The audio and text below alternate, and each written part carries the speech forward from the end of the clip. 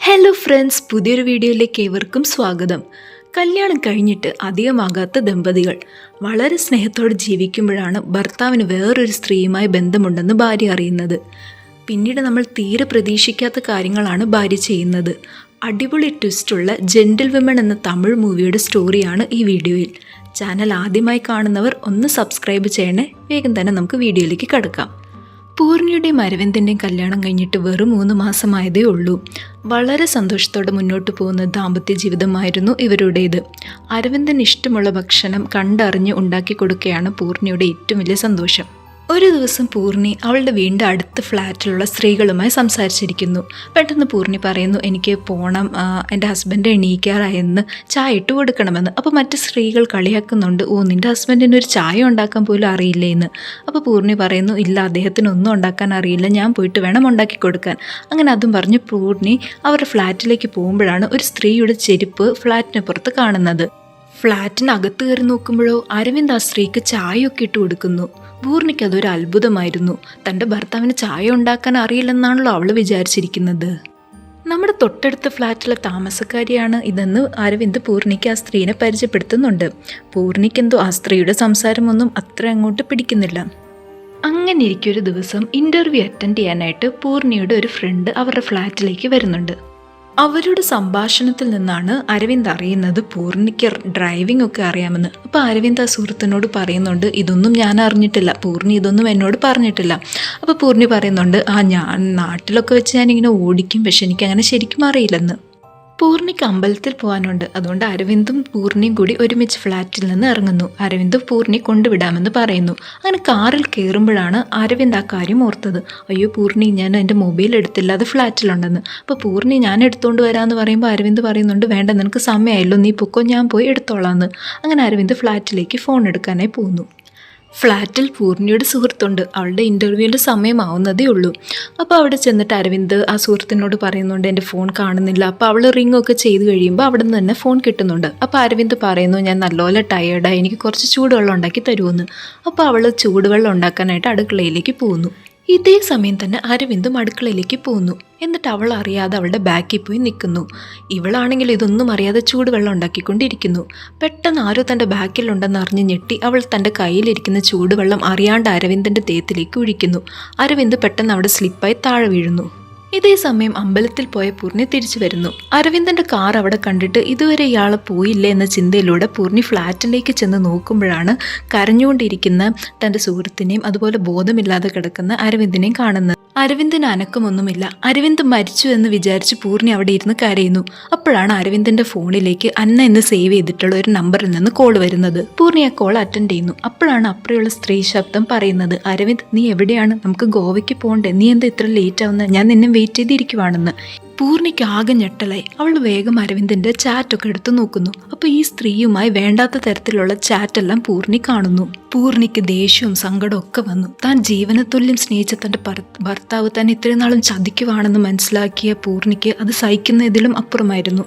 അപ്പോഴിതാ അരവിന്ദ് മെല്ലെ ശരീരമൊന്ന് അനക്കി. പൂർണി പിന്നെ ഒന്നും നോക്കിയില്ല. അവിടെ കണ്ട കത്തിയെടുത്ത് അരവിന്ദിൻ്റെ കുറേ വെട്ടി. പിന്നീട് പൂർണിയും സുഹൃത്തും ചേർന്ന് അരവിന്ദിൻ്റെ ബോഡി ഫ്രിഡ്ജിൻ്റെ ഉള്ളിലേക്ക് മാറ്റി. അരവിന്ദിൻ്റെ കാറ് ഇപ്പോഴും ആ ഗേറ്റിൻ്റെ അടുത്ത് തന്നെയാണ്. പൂർണി ഇതിന് ശേഷം താഴേക്ക് പോയിട്ട് പൂർണി തന്നെ ഡ്രൈവ് ചെയ്ത് അരവിന്ദിൻ്റെ കാറ് അവിടെ നിന്ന് മാറ്റി പാർക്കിംഗ് ഏരിയയിൽ കൊണ്ട് ഇട്ടു.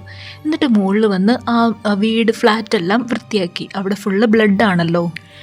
പൂർണി എന്നിട്ട് സുഹൃത്തിനോട് പറഞ്ഞു, നിനക്ക് ഇൻ്റർവ്യൂവിന് സമയമായി, നീ റെഡി ആയിക്കോ, ഇവിടെ നടന്നതൊന്നും നീ ആലോചിക്കേണ്ട, ആരോടൊന്നും പറയാൻ വേണ്ട, എല്ലാം ഞാൻ നോക്കിക്കോളാം, നീ മനസ്സമാധാനമായിട്ട് പോയി ഇൻ്റർവ്യൂ അറ്റൻഡ് ചെയ്യുന്നു. ഇതേ സമയം വീട്ടിൽ കോളിംഗ് ബെൽ അടിക്കുന്നു. സുഹൃത്ത് ചെന്ന് നോക്കുമ്പോൾ ആ അടുത്ത വീട്ടിലെ അതേ സ്ത്രീ. അപ്പോൾ ആ സ്ത്രീ പൂർണിയോട് ചോദിക്കുന്നു, അരവിന്ദ് എവിടെ? ഫോണിൽ വിളിച്ചിട്ട് കിട്ടുന്നില്ലല്ലോ. അപ്പോൾ പൂർണി പറഞ്ഞു, അരവിന്ദ് വർക്കിൻ്റെ ആവശ്യമായിട്ട് ബാംഗ്ലൂർ പോയേക്കുവാണ്, 2-3 ദിവസം കഴിഞ്ഞ് വരുവുള്ളൂ. അപ്പോൾ ആ സ്ത്രീ നിരാശയോടെ അവിടെ നിന്ന് മടങ്ങുന്നു. ഇതിന് ശേഷം പൂർണി തന്നെ ആ സുഹൃത്തിനെ ഇൻ്റർവ്യൂവിന് കൊണ്ടുപോയിട്ട് തിരിച്ച് നാട്ടിലേക്കുള്ള വണ്ടിയും കയറ്റി വിട്ടിട്ടാണ് തിരിച്ചു വരുന്നത്.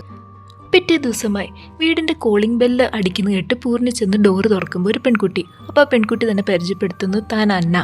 പൂർണി ആകെ ഞെട്ടുന്നു, പക്ഷെ ഞെട്ടിയ ഭാവം കാണിക്കുന്നില്ല. എന്നിട്ട് ആ പെൺകുട്ടീനെ അകത്തേക്ക് വിളിക്കുന്നു.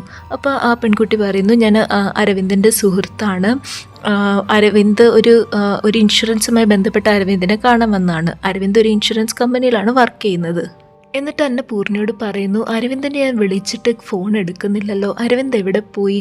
അപ്പോൾ പൂർണിക്ക് നല്ലോണം ദേഷ്യമൊക്കെ വരുന്നുണ്ട്. പക്ഷെ അതൊക്കെ മറച്ചു വെച്ചിട്ട് പൂർണി പറയുന്നു, അരവിന്ദ് ഒരു വർക്കിൻ്റെ ആവശ്യമായിട്ട് എവിടെയോ പോയിരിക്കുവാണ്, 2-3 ദിവസം കഴിഞ്ഞേ വരുള്ളൂ, അപ്പോൾ വരുമ്പോൾ ഞാൻ അരവിന്ദനോട് തിരിച്ച് പറയാമെന്ന്. അങ്ങനെ അന്ന അവിടെ നിന്ന് ഇറങ്ങിപ്പോന്നു.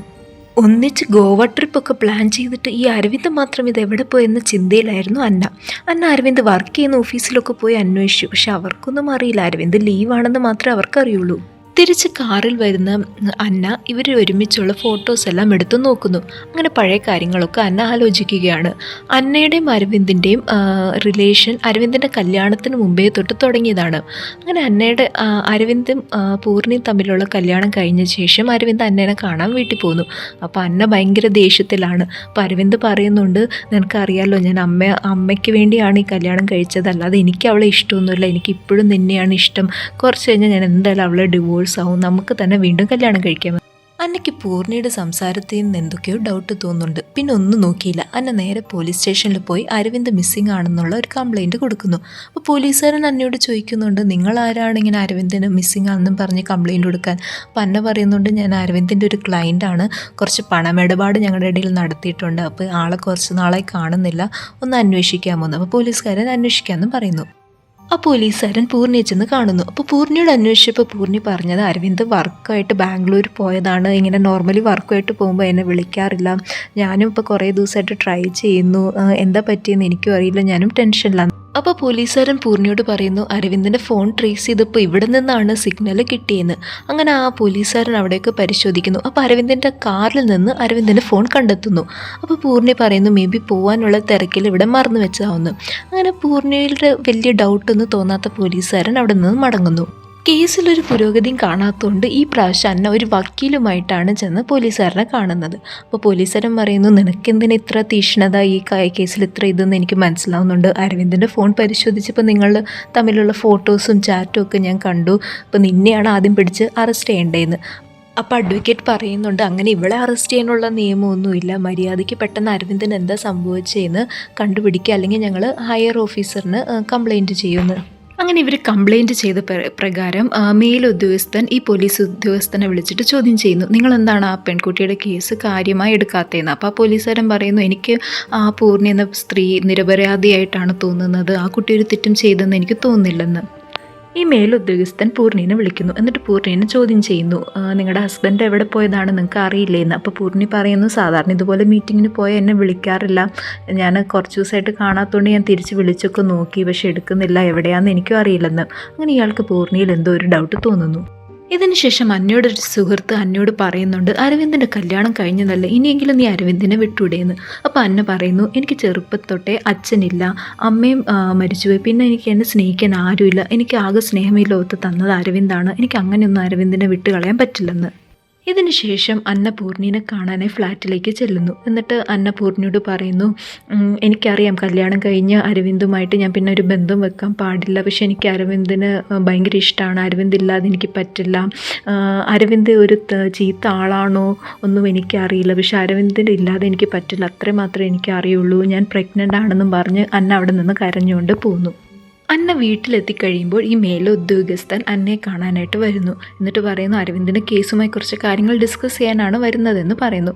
അങ്ങനെ സംസാരിച്ചുകൊണ്ടിരുന്നപ്പം ഈ പോലീസുകാരൻ അന്നയോട് മോശമായി പെരുമാറുന്നു. അപ്പോൾ അന്ന ദേഷ്യപ്പെടുന്നു. അപ്പോൾ ഈ പോലീസുകാരൻ പറയുന്നു, നിന്നെപ്പറ്റിയൊക്കെ ഉള്ള ചരിത്രം ഈ നാട്ടിലൊക്കെ അറിയാം എന്നൊക്കെ പറഞ്ഞ് അന്നേനെ ഉപദ്രവിക്കുന്നു. പിന്നീട് നമ്മളെ കാണിക്കുന്നത് പൂർണ്ണി അന്നയെ കാണാനായിട്ട് അവളുടെ വീട്ടിൽ ചെല്ലുന്നതാണ്. അങ്ങനെ അന്ന പൂർണ്ണിയെ വിളിച്ച് അകത്ത് ഇരുത്തുന്നു. അപ്പോൾ പൂർണ്ണി അന്നോട് പറയുന്നു, നിന്നോട് എനിക്ക് ഇതുവരെ ദേഷ്യം ഉണ്ടായിരുന്നു, പക്ഷെ നീ പ്രഗ്നൻ്റ് ആണെന്ന് അറിഞ്ഞപ്പോൾ തൊട്ട് എനിക്ക് നിന്നോട് സഹതാപമാണ്, ആക്ച്വലി അരവിന്ദ് എന്നെ മാത്രമല്ല നിന്നെയും കൂടി ആണ് ചതിച്ചിരിക്കുന്നത്, നമ്മൾ രണ്ടുപേരും അവനെ വിശ്വസിക്കുകയാണ് ചെയ്തത്. ഇതിനുശേഷം പൂർണ്ണി അന്നയോട് പറയുന്നുണ്ട്, അതായത് നിൻ്റെ അരവിന്ദിനെ ഞാനാണ് കൊന്നതെന്ന്. ഇത് കേട്ട് അന്ന ഞെട്ടുന്നു. അന്നയ്ക്ക് എന്തോ പോലെ ആവുന്നു. അപ്പോൾ അന്നയ്ക്ക് കുടിക്കാൻ വെള്ളം എടുക്കാനായിട്ട് പൂർണ്ണി ഫ്രിഡ്ജിൻ്റെ അടുത്ത് പോയിട്ട് വെള്ളം എടുത്തുകൊണ്ട് വന്ന് അന്നയ്ക്ക് കൊടുക്കുന്നു. അപ്പോഴാണ് പൂർണ്ണി ആ ശബ്ദം കേട്ട് തിരിഞ്ഞു നോക്കിയത്. അതാ ഫ്രിഡ്ജിൻ്റെ അകത്ത് നിന്ന് ആ മേലുദ്യോഗസ്ഥൻ്റെ ബോഡി താഴേക്ക് വീഴുന്നു. എന്താ ശരിക്കും ഉണ്ടായെന്ന് വെച്ചാൽ, ഇയാൾ അന്നേനെ ഉപദ്രവിക്കാൻ നോക്കിയപ്പോൾ അന്ന അവിടെ കയ്യിൽ കിട്ടിയൊരു കത്തിയെടുത്ത് ഇയാളെ കുത്തി, ഇയാൾ മരിച്ചു. വേറെ നിവൃത്തിയില്ലാതെ അന്ന ഇയാളുടെ ബോഡി എടുത്ത് ഫ്രിഡ്ജിൽ വെച്ചതാണ്. ഇതിനുശേഷം അന്നയും പൂർണിയും കൂടി പൂർണിയുടെ കാറിൽ എങ്ങോട്ടോ പോകുന്നു. കുറച്ച് നാളുകൾക്ക് ശേഷം ആ പഴയ പോലീസ് ഉദ്യോഗസ്ഥൻ പൂർണ്ണിനെ കാണാനായിട്ട് പൂർണ്ണിയുടെ ഫ്ലാറ്റിൽ വരുന്നു. എന്നിട്ട് പൂർണ്ണിയോട് ചോദിക്കുന്നു, നീ ഓക്കെ ആണോ, എങ്ങനെയുണ്ട് ഇപ്പോൾ കാര്യങ്ങളൊക്കെ എന്ന്. അപ്പോൾ പൂർണ്ണി പറയുന്നു, ഞാൻ ഓക്കെയാണ്, ഇപ്പം ഞാൻ സാഹചര്യവുമായി പൊരുത്തപ്പെട്ട് ജീവിക്കുന്നു എന്ന്. പെട്ടെന്ന് ആ പോലീസ് ഉദ്യോഗസ്ഥൻ അന്നേനെ അവിടെ കാണുന്നു. അപ്പോൾ ഈ പുള്ളിക്ക് എന്തോ ഒരു പന്തികേട് തോന്നി. അന്ന എന്തിനായിരിക്കും ഇവിടെ? അദ്ദേഹം ആ ഫ്ലാറ്റിൽ നിന്ന് ഇറങ്ങി തൻ്റെ കൂടെയുള്ള വേറൊരു പോലീസുകാരനെ വിളിച്ചിട്ട് പെട്ടെന്ന് ഇങ്ങോട്ട് വരാൻ പറയുന്നു. അതേസമയം തന്നെ അയാൾ ഒരു നായക്കുട്ടി ഒരു എല്ലും കഷ്ണം കഴിക്കുന്നത് കണ്ടു. നായയുടെ അടുത്ത് ചെന്നപ്പോഴോ നായ പെട്ടെന്ന് ഈ പോലീസ് ഉദ്യോഗസ്ഥനെ കടിക്കുന്നു. പിന്നീട് നമ്മൾ കാണുന്നത് പൂർണ്ണി ഒരു പാത്രം നിറച്ചും ഇറച്ചി കഷ്ണങ്ങളുമായി ഫ്ലാറ്റിനടുത്തുള്ള കുറേ നായകൾക്ക് കൊണ്ടുപോയി കൊടുക്കുന്നതാണ്. അപ്പോൾ അരവിന്ദൻ്റെ ബോഡിക്ക് എന്ത് സംഭവിച്ചു എന്ന് ഇതിലൂടെ നമുക്ക് മനസ്സിലാവാൻ സാധിക്കും. വീഡിയോ ഇവിടെ അവസാനിക്കുകയാണ്. വീഡിയോ ഇഷ്ടപ്പെടുവാണെങ്കിൽ എല്ലാവരും ഒന്ന് ലൈക്കും കമൻറ്റും ഷെയറും ചെയ്യണേ. താങ്ക്